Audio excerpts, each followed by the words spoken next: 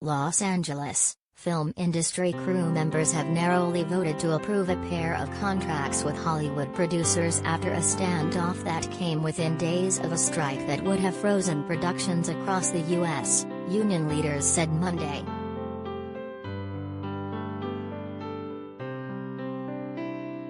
The agreements passed 56% to 44% among delegates from the 36 local unions of the International Alliance of Theatrical and Stage Employees in the voting system that resembles the U.S. Electoral College.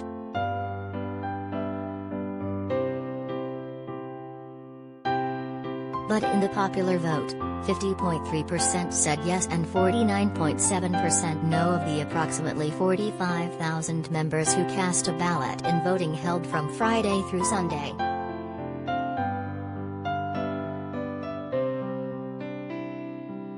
The razor-thin total stood in contrast to the last vote from union members, in which 98% approved giving union leaders the authority to call a strike.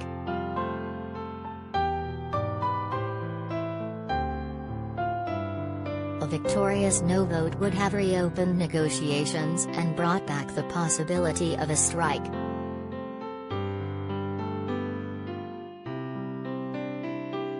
There was joy and relief among many members when the three-year deal was reached with producers on October 16, 2 days before a strike deadline.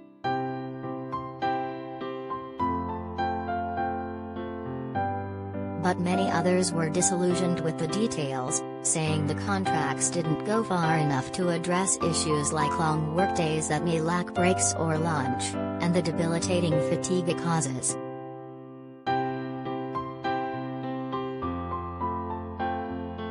Veteran stagehand Jason Fitzgerald said in an email after the results were announced that he was disappointed, disgusted, sold out by leadership, not surprised.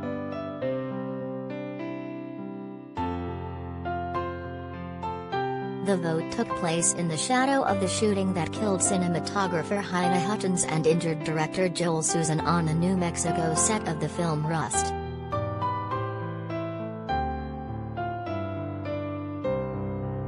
Alec Baldwin, the film's star producer who fired the gun, called it a one-in-a-trillion event, but many felt like the incident was emblematic of the industry's corner-cutting and critical flaws.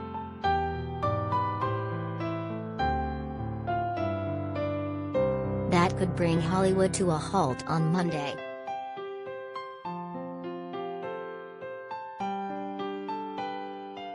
According to the union, core safety and economic issues are addressed in the proposed agreements covering workers on film and TV productions.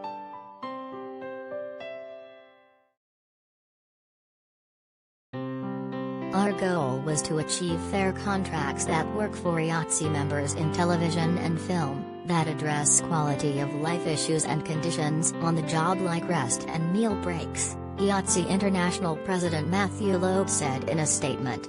We met our objectives for this round of bargaining and built a strong foundation for future agreements.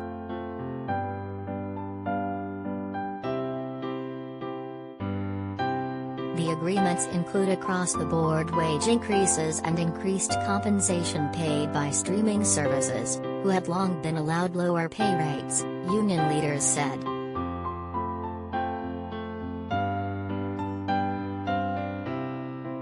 With tentative deal. For some, it's not enough.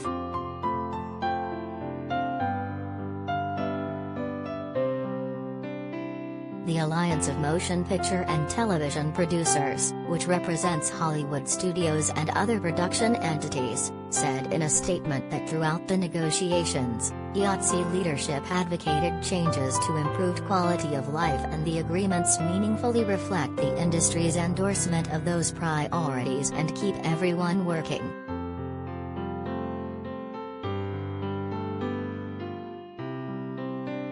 IATSE represents about 150,000 behind-the-scenes workers, including stagehands, cinematographers, costumers and others employed in all forms of entertainment, from movies and TV to theater, concerts, trade shows and broadcasting.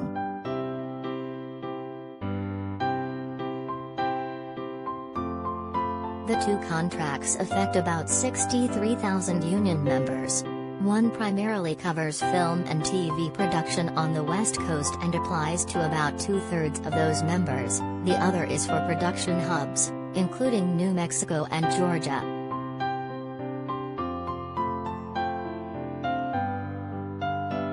Zone system, other rules to restart production.